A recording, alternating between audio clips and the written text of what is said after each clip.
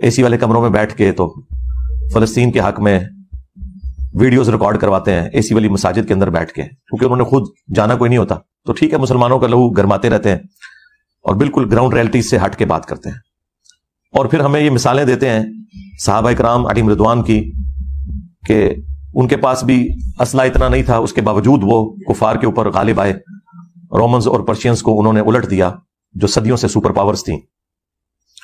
لیکن یہ تصویر کا ایک رخ ہے۔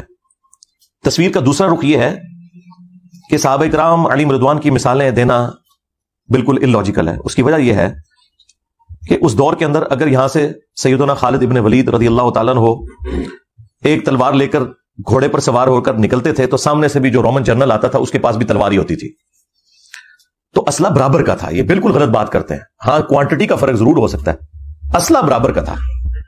مجھے بتائیں ایک خالد ابن ولید چھوڑ دیں، 1000 خالد ابن ولید بھی نکلیں تلواریں لے کر اور سامنے سے ایک کلین شیو یہودی نوجوان ایک کلاشنکوف اٹھا کے نکلے تو اینڈ رزلٹ کیا نکلے گا آپ کے سامنے؟ آج یہ صورتحال ہے۔ اسرائیل کے پاس جو فضائی طاقت ہے، پاکستان نہیں اس کا مقابلہ کر سکتا تو باقی تو چھوڑ ہی دیا، پاکستان نہیں اس کا مقابلہ کر سکتا تو باقی تو چھوڑ ہی دیا، پاکستان نہیں اس کا مقابلہ کر سکتا تو باقی تو چھوڑ ہی دیا، باقی ملک تو شاہی کوئی نہیں، پھر سیدھی سی بات ہے۔ تو اس قسم کے جذباتی جملے بول کر لوگوں کو اکسانا کہ تاکہ یہاں سے لوگ جائیں اور واپسی پہ ہم ان کے لاشیں بھی ریسیو نہ کریں، غائبانہ نماز جنازہ پڑھ رہے ہوں، تو یہ بالکل جذباتی جملے ہیں۔ ہماری کیا ذمہ داری ہے؟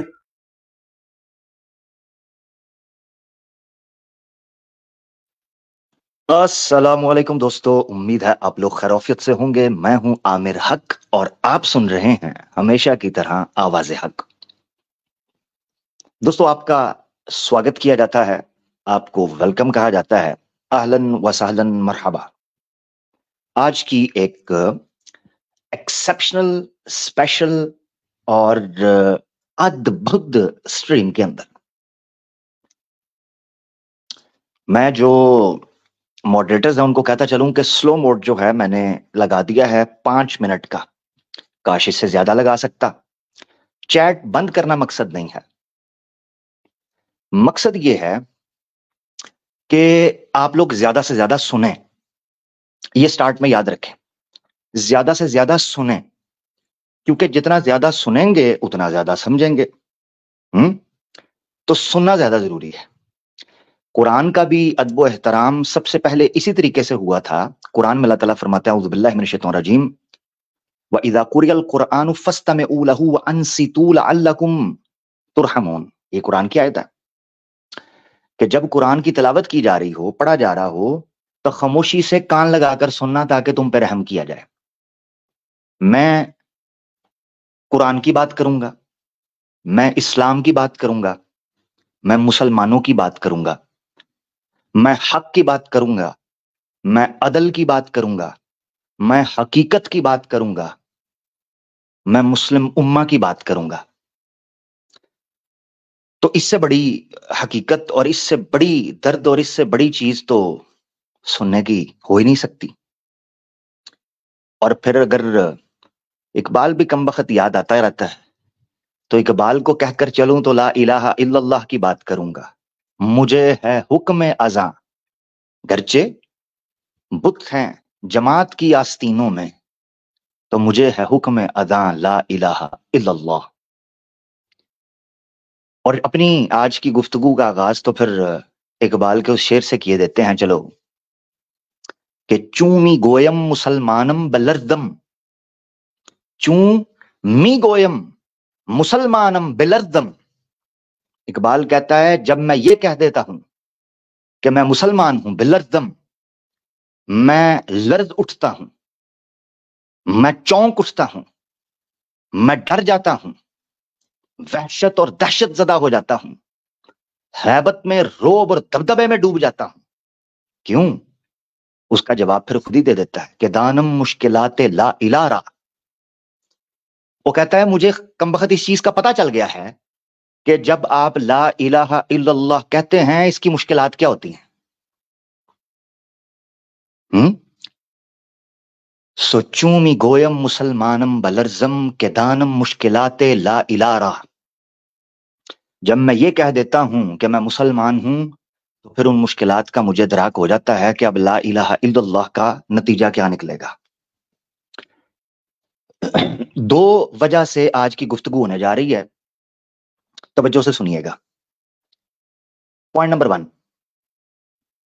جس ٹاپک کے اوپر بات کی جا رہی ہے یہ ٹاپک اپنی اصل کے اندر نہایت اہم ہے. جس فلسفے کو آج ڈسکس کیا جائے گا یہ اسلام کی روح ہے, بنیاد ہے. اور اسی کے بارے میں اقبال نے کہا تھا کہ یہ فاقہ کش جو موت سے ڈرتا نہیں ذرا, روح محمدی اس کے بدن سے نکال دو. یہ وہ روح ہے کہ جیبیں خالی ہیں, پھٹے حال ہیں, کمریں جھکی ہوئی ہیں, نظریں دھندلا گئی ہیں, بیماریاں گھیرے ہوئے ہیں, خوف و ہراس کا عالم ہے اور عالم بیگانہ ہے. توحید کو تان و تشنیع کا مرکز بنایا ہوا ہے, رسالت کا دور دور تک چرچا نہیں, اور عالم اسلام پر سب ٹوٹ پڑے ہیں. تو ایسی صورت میں یہ فاقہ کش جس کے پاس رات کی روٹی نہیں ہے, آٹا نہیں ہے, اسلحہ نہیں ہے, فوج نہیں ہے, جی حکومت نہیں ہے, سیاست نہیں ہے, ریاست نہیں ہے, اتحاد نہیں ہے, اتفاق نہیں ہے, کوئی دکھ اور درد کا مداوا کرنے والا نہیں ہے, کوئی مسیحا نہیں ہے, تو روح محمدی اس کے بدن سے جو آخری ہے نا اس کو بھی نکال دو. آج اس فلسفے پر بات کرنے جا رہے ہیں. تو یوں سمجھو کہ جیسے مسلم امہ کے عروج و زوال کے اس سبب پر بات کرنے جا رہے ہیں کہ جو کور ریزن ہے, بیسک ایشو ہے, اس کو ڈسکس کرنے جا رہے ہیں. تو اس لیے توجہ ذرا رکھیے گا, اس کو غور سے سننا ہے. نمبر 1. دوسری چیز یہ ہے کہ یاد رکھیں قوموں کی زندگیوں میں واقعات ہی آتے ہیں جو ان کو جھنجھوڑ کر جگا کر رکھتے ہیں. تو ان واقعات کا سہارا لیتے ہوئے ان کے توسل سے کچھ چیزیں کہہ جانی چاہیے تاکہ جن کے نصیب میں اس فلسفے کو سمجھنا ہے وہ سمجھ جائیں, اور جن کو عمل کرنا ہے کر جائیں, اور جن پر حجت تمام کرنی ہے ان پر بھی حجت تمام ہو جائے.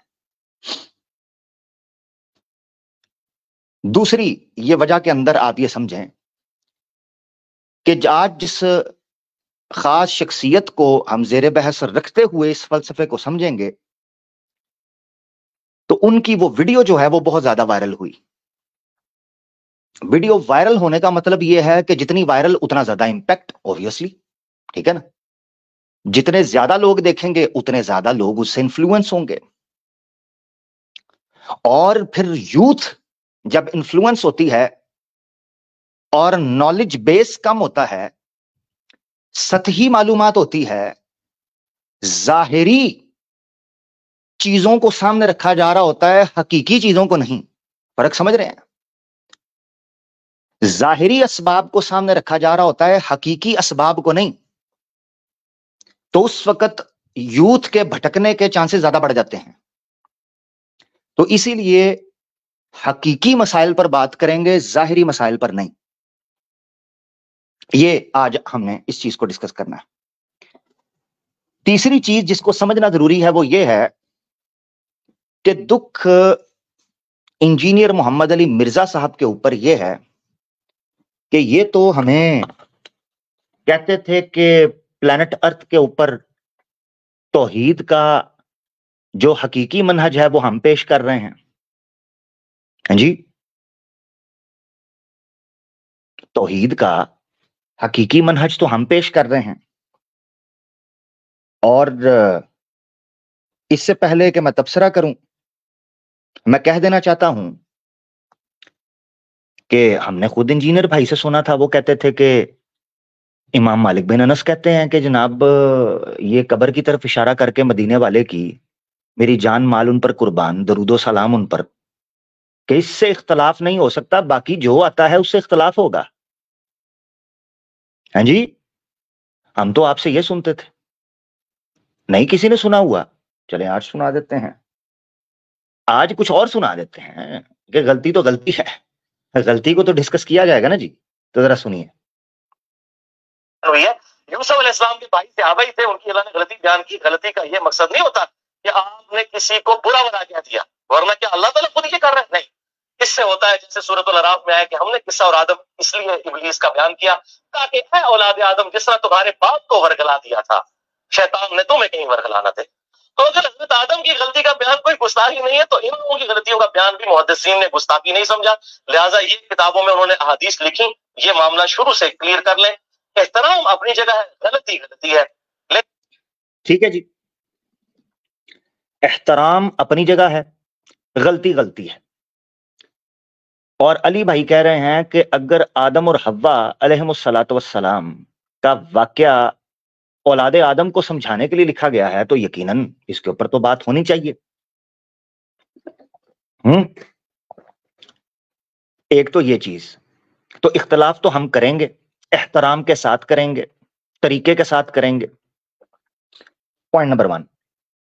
اب ذرا توحید کے بارے میں سن لیں کہ انجینئر محمد علی مرزا بھائی ہمیں توحید کے بارے میں اس قدر اعلیٰ و افضل سبق دے چکے ہیں کہ پھر ان سے اس طرح کی بات کی توقع تو کم از کم ہم نہیں کر رہے تھے. آگے چل کے میں ڈیٹیل میں ڈسکس کریں گے، ساتھ جڑیے گا، آج تھوڑا اور طریقے سے چیزوں کو سمجھیں گے. تو ذرا سن لیں توحید کس قسم کی وہ بیان کر رہے تھے. تو ایک گفتگو میں انہوں نے فرمایا کہ بھائی جب توحید بیان ہوگی تو گستاخی تو آٹومیٹکلی ہو جائے گی، کیونکہ توحید کا مطلب ہی یہ ہے کہ اللہ کے سوا کوئی پیغمبر، کوئی فرشتہ، کوئی بزرگ، کوئی بابا، شاہی کوئی نہیں. کہ اللہ کے سوا کوئی پیغمبر، کوئی فرشتہ، کوئی بزرگ، کوئی بابا، شاہی کوئی نہیں. ٹھیک ہے جی، آپ نے سن لیا. انجینئر بھائی ہمیں یہ بتاتے جا رہے ہیں کہ توحید کا عالم یہ ہوتا ہے کہ اللہ کے سامنے کوئی نبی، کوئی پیغمبر، کوئی بابا، کوئی فرشتہ، کوئی بزرگ، کوئی عالم، شاہی کوئی نہیں، شاہی کوئی نہیں. یہ علی بھائی نے ہمیں سکھایا تھا. تو علی بھائی آپ چلتے چلتے اسرائیل کو شے بنا گئے، آپ چلتے چلتے ان کے F-35 اور 16 کو شے بنا گئے، آپ چلتے چلتے امریکہ رشیا کو شے بنا گئے. میں تو آپ سے یہ توحید دیکھتے آیا تھا، میں تو آپ سے اس طرح کی توحید سیکھتا تھا کہ شاہی کوئی نہیں، شاہی کوئی نہیں. تو توحید کے مد مقابل اسباب آ رہے ہیں، یہ ذرا میں سمجھنا چاہ رہا ہوں، کیونکہ آپ نے ہی ہمیں بتایا تھا کہ اسباب جب کسی کو بہت زیادہ بھانے لگیں تو اس وقت مسئلہ ہو جاتا ہے. نہیں یقین؟ چلیں یار یہ بھی سنا دیتا ہوں کہ اللہ تعالیٰ کو یہ سخت ناپسند ہے کہ اسباب دکھائے جائیں. ہاں جی، اسباب کو مانا جائے. سنا دیتے ہیں، کیا کریں، اب سنانا تو ہے نا جی. لے جی، اسباب کے بارے میں ہمارے انجینئر علی بھائی کیا کہا کرتے تھے، ذرا سن لیں.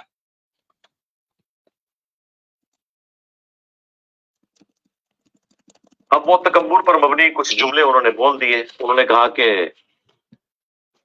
بدر میں ہم کم تھے، اس وقت غالب آئے تھے، آج تو ہماری تعداد بھی زیادہ ہے، آج ہم کافروں پر غالب آئیں گے. یعنی جیسے ریسورسز بڑھے، اسباب بڑھے، مسبب الاسباب کا کنسیپٹ پیچھے چلا گیا. اور ہوں ایک پیغمبر کے ساتھی، یہ یاد رکھنا ہے کہ مسبب الاسباب کا تصور پیچھے چلا گیا اور فقط اسباب سے آڑے آ گئے تو اللہ تعالیٰ نے پکڑ کی. یہ کب کی، اس کو آگے ڈیٹیل جا کے میں ڈسکس کروں گا. میں نے آپ کو آج کچھ فلسفہ سمجھانا ہے اسلام کا، ایمانیات کا. تو یہ ابھی میں وارم اپ ہو رہا ہوں، شروع ہو رہا ہوں چیزوں کو سمجھانا. انجینئر محمد علی مرزا صاحب نے 9 مہینے پہلے اپنے چھوٹے چینل کے اوپر، جس کے قریباً 5 لاکھ کے قریب سبسکرائبرز ہیں. 9 مہینے پہلے اپنی قرآن کلاس نمبر 135 میں سورہ توبہ کی آیت 25 سے 31 کی تفسیر کرتے ہوئے یہ جملے بولے ہیں. ٹھیک ہے. اور اس میں کیا کہا ہے کہ قرآن میں جب اصحاب کی مومنین کی توجہ اسباب کی طرف چلی جاتی ہے اور مسبب الاسباب رستے سے ہٹ جاتا ہے تو اس وقت یہ بات ہوتی ہے. میں آپ کو سمجھاؤں گا کہ انجینئر صاحب کے ساتھ ہوا کیا ہے اور ان کو ٹھوکر کیوں لگی ہے, میں آگے جا کے بتاؤں گا, مگر پہلے اس کو سن لیں ذرا, سمجھاتا ہوں پھر کچھ چیزیں. مسبب الاسباب کا کنسپٹ پیچھے چلا گیا اور ہو ایک پیغمبر کے ساتھی, پیغمبر کی صحبت نصیب ہو, قرآن ان کی موجودگی میں نازل ہو رہا ہو اور پھر ان کی زبان سے ایسے جملے نکلے, مجھے اور آپ کو تو معافی کی کوئی گنجائش نکل سکتی ہے, ان کے لیے کوئی معافی نہیں. ٹھیک ہے جی, اب میں آپ کو سمجھاتا ہوں ہوا کیا. میں جتنا انجینئر بھائی کو سمجھ پایا ہوں نا, محمد علی بھائی کو, مجھے یہ چیز سمجھ آئی ہے کہ یہ ایک ریئیکشنری پروسیس سے گزر کر ان کا بیہیویئر نارسسسٹ ہو چکا ہے, یہ نارسسزم کی طرف جا چکے ہیں. اس کا کیا ہے تھوڑا سمجھا دیتا ہوں آپ کو. مودودی صاحب کو انہوں نے اگر پڑھا ہوتا, میں تو ویسے پہلے ایک کلپ آواز حق آفیشیل پر ڈال چکا ہوں کہ مودودی صاحب کیا جناح کو سیکولر مانتے تھے یا پاکستان کے سیکولر ہونے کی بات کرتے تھے, اس پہ تو میں کلپ ڈال چکا ہوں, جنہوں نے دیکھنا وہ سمجھ جائیں گے. مگر میں آپ کو تھوڑا بتا دیتا ہوں. انجینئر محمد علی مرزا بھائی جو ہیں یہ انفارچونیٹلی چون چون کا مربع بن چکے ہوئے ہیں, اور یہ میں کوئی یہ سمجھیں کہ کوئی اختلاف کی وجہ سے بات نہیں کر رہا ہوں, یہ حقیقت ہے. ایک اسپیکٹیٹر کے طور پر, ایک آبزرور کے طور پر میں بات کر رہا ہوں. انجینئر محمد علی مرزا صاحب جو ہیں یہ ایک چون چون کا مربع بن چکے ہیں, اور اس کے پیچھے مختلف وجوہات ہیں, میں آپ کو بتاتا ہوں. ایک مضبوط اعصاب کا جو آدمی ہوتا ہے وہ کبھی اپنے ماحول کی وجہ سے نیگیٹو انفلوئنس نہیں لیتا, یہ حقیقت ہے. مثال کے طور پر پاکستان کے اندر اگر مولوی یا ملا غلط کر رہا ہے, میں علماء کی بات نہیں کر رہا, مولوی ملا کی, مولوی اور ملا اگر غلط کر رہا ہے تو اس وجہ سے مجھے اپنے سٹانس کو ایکسٹریم کر لینا چاہیے یا بیلنس رکھنا چاہیے. مولانا مودودی کی شخصیت ایک بہت کبیر شخصیت ہے, ہمارے سامنے کیا کچھ نہیں سننا پڑا ان کو اختلافات کی بنیاد پر, مگر میں نہیں دیکھتا کہ ان کی جتنی تحریریں میں پڑھ سکا ہوں اس میں کہیں انہوں نے وہ شدت اختیار کی ہو جو شدت انفارچونیٹلی میں علی بھائی کے اندر دیکھتا ہوں. وہ بیلنسڈ اپروچ تھی. اچھا چلیں, لاکھ اختلاف کرتے ہیں, بہت سی چیزیں ہیں, مگر ایک چیز آپ نے سمجھنی ہے, انجینئر محمد علی مرزا بھائی کی پسند ناپسند ان کے ریئیکشن کی وجہ سے ہونے لگی, نہ کہ آئیڈیالوجیکل بیسس پر. اب آپ سنیے گا ذرا غور سے, نقطہ سنیے گا. مثال کے طور پر انجینئر محمد علی مرزا صاحب کو مودودی صاحب پسند کیوں آئے؟ کیا خلافت و ملوکیت کی وجہ سے؟ کیا اسلامی نظام کی بات کی وجہ سے؟ وہ ابھی آپ کے سامنے رکھ دوں گا تھوڑی دیر میں. نہیں, مودودی صاحب کو انجینئر محمد علی مرزا صاحب نے وہاں ڈیفینڈ کیا جہاں جہاں فرقہ واریت کا اشارہ ملتا تھا. مولویوں کی ٹسل میں, مولویوں کی ضد میں مودودی صاحب کو رکھا گیا. جوید احمد غامدی کو دیکھ لیں, دور دور تک کوئی لینا دینا نہیں ہے. کیوں پسند کرتے ہیں, کیوں پروموٹ کرتے ہیں؟ مولویوں کی ضد میں جوید احمد غامدی کے پروموٹ کیا گیا اور اس کو پسند کیا گیا. یہ ایک بندے کی سائیکولوجی سمجھ آ رہا ہوں آپ کو. طارق جمیل صاحب, مولویوں کے فتوے لگے تو طارق جمیل صاحب کو سپورٹ کیا. یعنی انسان کے حق اور باطل کا معیار مولویوں سے دشمنی اور ضد ٹھہرا. اب میں کتنا مولویوں کا سگا ہوں یہ جو لوگ مجھے پرانا جانتے ہیں ان کو پتا ہے, اور جس کو کوئی شک ہو, کوئی آج دیکھ رہا ہو تو آواز آفیشیل پر پروگرام پڑا ہے, محمد صلی اللہ علیہ وسلم ورسز علماء ایک خطرناک مغالطہ, 3 گھنٹے کی گفتگو ہے, 2 سال پہلے. تو جس کو شک ہو کہ میں پتہ نہیں مولویوں کا سگا ہوں, میں تو علماء میں اور مولویوں میں فرق کرتا ہوں, اور فرقہ واریت پر میرا کیا سٹانس ہے یہ بھی وہ لوگ جو مجھے جانتے ہیں ان کو پتا ہے. اچھا, اور آدمی لے لیں آپ, साहिल अदीम एक बड़ा नाम है, उसको क्यों सपोर्ट किया गया? ट्रुथ लवर, वेरी गुड, नीचे जाके सपोर्ट, किस जगह पर? जहां उसकी मौलवियों के साथ फड्डा शुरू हुआ, वहां पर उसको सपोर्ट किया गया। सेकुलर्स को, लिबरल्स को वहां पर सपोर्ट किया जाता है जहां वो मौलवी के खिलाफ बात कर रहे होते हैं, उस वीडियो के नीचे जाके। यहां तक के एक बदनाम मुल्हिद है, ठीक है, पाकिस्तानी मुल्हिद के नाम से, उस बंदे के चैनल के नीचे मैंने कमेंट दिखा, इंजीनियर साहब का, ट्रुथ लवर्स को सलाम, well needed, much needed clip, thank you for this clip, well needed clip, truth lovers को सलाम। उस पाकिस्तानी मुल्हिद के नीचे मैंने एक कमेंट देखा। आप ये कह सकते हैं कि एक मुद्दा, मैं आपको बताना, ये पता है क्यों ये सारी चीजें रख रहा हूं? आपको समझाना चाह रहा हूं ह्यूमन साइकोलॉजी कैसे काम करती है, कि किसी शख्सियत के ऊपर उसका माहौल कैसे असरअंदाज हो सकता है और कैसे उसके रवैयों को, उसके बिहेवियर को बदल सकता है। जब तक आप इस चीज को नहीं समझेंगे आपको फर्क नहीं पता चलेगा कि एक बंदा ये राय क्यों दे रहा है। इससे बड़ी बात ले लें, नुपुर शर्मा। नुपुर शर्मा के इशू पर क्यों एक मलऊना को सपोर्ट किया गया? क्योंकि मद्दे मुकाबल मौलवियों का मनहज था। अगर मौलवी नुपुर शर्मा को सपोर्ट कर रहे होते, इंजीनियर साहब ने बिल्कुल उनके बरक्स करना था, क्योंकि नुपुर शर्मा ये वो ऑब्वियसली मौलवी उसके खिलाफ हो गए, ठीक है। तो ये आपको एक चीज समझनी होगी, वो चीज ये है, अच्छा मौलवी इसहाक साहब को ले लें, चले मौलवी इसहाक साहब को ले लेते हैं जो जालवी फैसलाबाद के थे। मौलवी इसहाक साहब को भी उसी जगह पर सपोर्ट किया गया जहां वो मौलवी उनके खिलाफ जिद करते थे, उनको वहां सपोर्ट मौलवी इसहाक साहब को ऑन कर लिया गया। चले एक और मिसाल ले लें, जुबैर अली ज़ई साहब। जुबैर अली ज़ई साहब के देवबंदी बरेलवी शिया तो खिलाफ होने ही होने थे, उनके अहलुल हदीस भी खिलाफ थे जुबैर अली ज़ई साहब के। जिसको नहीं पता पढ़कर देख ले, अल हदीस में कितने इख्तलाफात उन्होंने कोट किए हुए हैं, जो उनका रसाला छपता था। तो जुबैर अली ज़ई साहब को ऑन किया गया क्योंकि मौलवी उनके खिलाफ थे। तो हक और बातिल का मयार मुझे ये चीज समझ नहीं आती कि ये दलाइल हैं, हकायक हैं, या मौलवियों की एक नफरत है। तो ये आपको समझना चाहिए कि एक बंदे का जाविया नजर क्या हो गया हुआ है। अब मैं आपको एक नुक्ता समझाता हूं। जो बात मैंने स्टार्ट के अंदर की थी उसको मैं समझाने की कोशिश करूंगा, जो मैंने दिखाई थी, जो हमारा असल मुद्दा है, ठीक है, उसकी तरफ मैं आऊंगा। मगर आपको कुछ चीजें मैंने सुनानी है अभी। एक और नुक्ता मैं आपको समझा देता हूं इससे पहले कि मैं आगे बढ़ूं, ठीक है। और जो है वो अपना एक मिनट, ठीक हो गया जी। तो आपको कुछ चीजें मैं समझाने की कोशिश करूंगा। इंजीनियर मोहम्मद अली मिर्जा साहब जो हैं, उन्होंने एक नरेटिव दिया। वो नरेटिव इन्होंने मुस्लिम उम्मा के सामने पेश किया,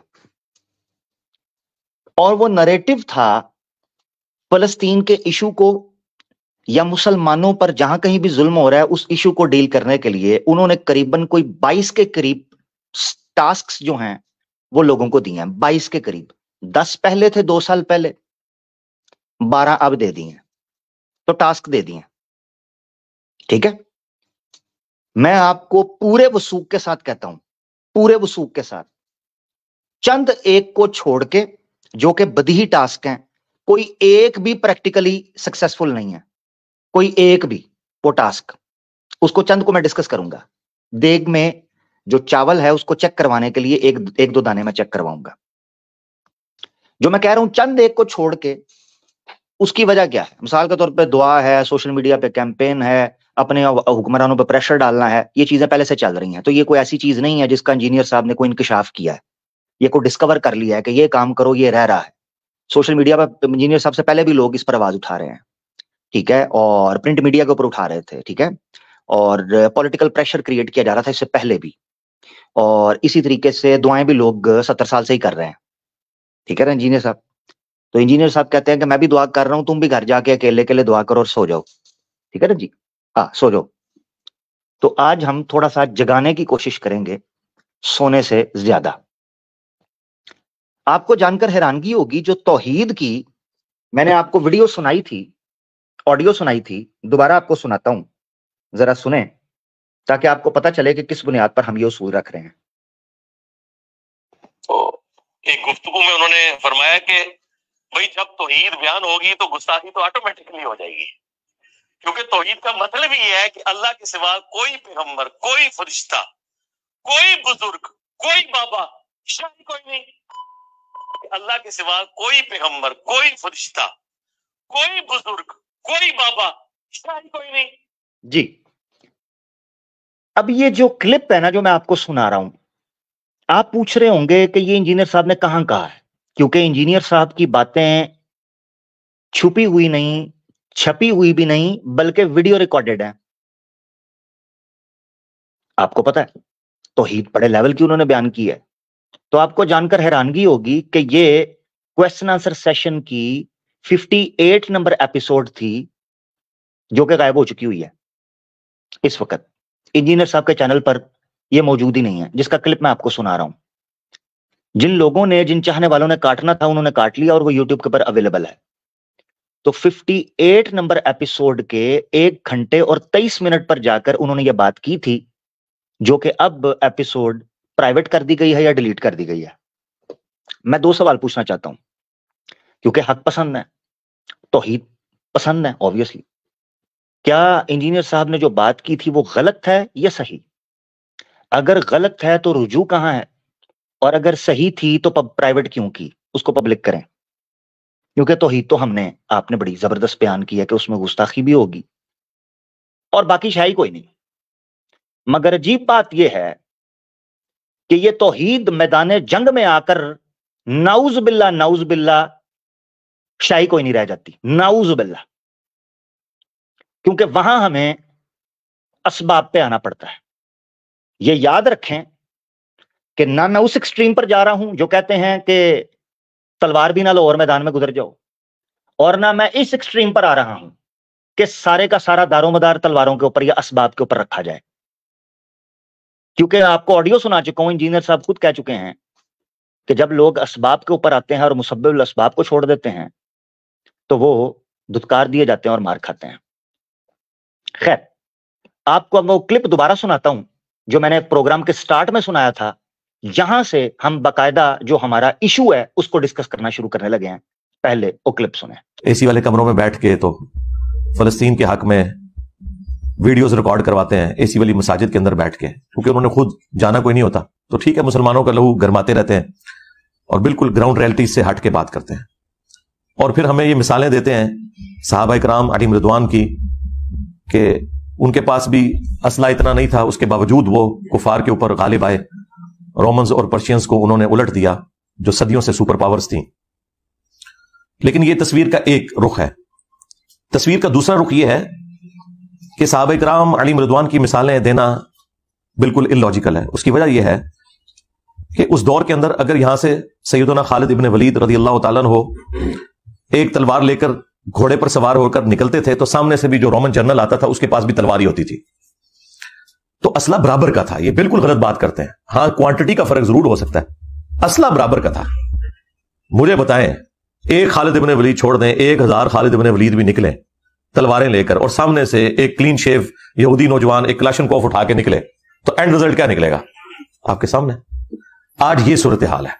اسرائیل کے پاس جو فضائی طاقت ہے، پاکستان نہیں اس کا مقابلہ کر سکتا تو باقی تو چھوڑ ہی دیا. پاکستان نہیں اس کا مقابلہ کر سکتا تو باقی تو چھوڑ ہی دیا. پاکستان نہیں اس کا مقابلہ کر سکتا تو باقی تو چھوڑ ہی دیا. باقی ملک تو شاہی کوئی نہیں. پھر سیدھی سی بات ہے. تو اس قسم کے جذباتی جملے بول کر لوگوں کو اکسانا کہ تاکہ یہاں سے لوگ جائیں اور واپسی پہ ہم ان کے لاشیں بھی ریسیو نہ کریں، غائبانہ نماز جنازہ پڑھ رہے ہوں، تو یہ بالکل جذباتی جملے ہیں. ہماری کیا ذمہ داری ہے؟ پوائنٹ نمبر 1، آپ